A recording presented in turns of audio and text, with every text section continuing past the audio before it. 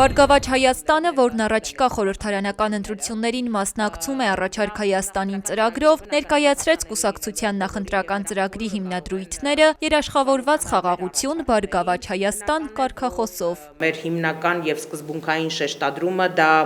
երաշխավորված խաղաղության թեզն է, հավասարակշռված արտաքին քաղաքականության թեզն է եւ դրա ապահովման մոդելներն ու մեխանիզմները ամբողջությամբ ներկայացված են։ Դեմոկրատական այլընտրանք կուսակցության քաղաքական խորհրդի նախագահ եւ ԲՀԿ նախընտրական ցուցակի անդամ Սուրեն Սուրենյանցը նշեց, խաղաղության ցանկացած գործընթաց պետք է ամրապնդված լինի միջազգային երաշխիքներով եւ միջնորդներով, առանց դրանց ցանկացած համաձայնություն խոցելի է։ Խաղաղությունը հայտարարություն կամ հռչակագիր չէ,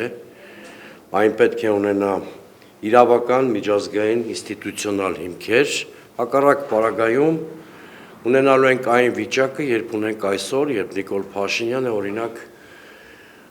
ներքաղաքական որևէ իրադարձություն կամ իր իշխանության չփոխվելու հանգամանքով է պայմանավորում խաղաղության գործընթացը։ Հայաստանի նախկին արտգործնախարար ԲՀԿ նախընտրական ցուցակի անդամ Արա Այվազյանի կարծիքով Հայաստանը զարգանալու համար ունի բոլոր նախադրյալները եւ երկրի խնդիրը ոչ թե փոքր լինելը կամ սակավաթիվ բնակչություն ունենալն է, այլ կառավարումը։ Եթե մեր երկիրը ճիշտ կազմակերպվի, ունենա միասնություն եւ արդյունավետ պետական համակարգ, ապա մեր տաղանդաշատ ստեղծարար եւ կրթված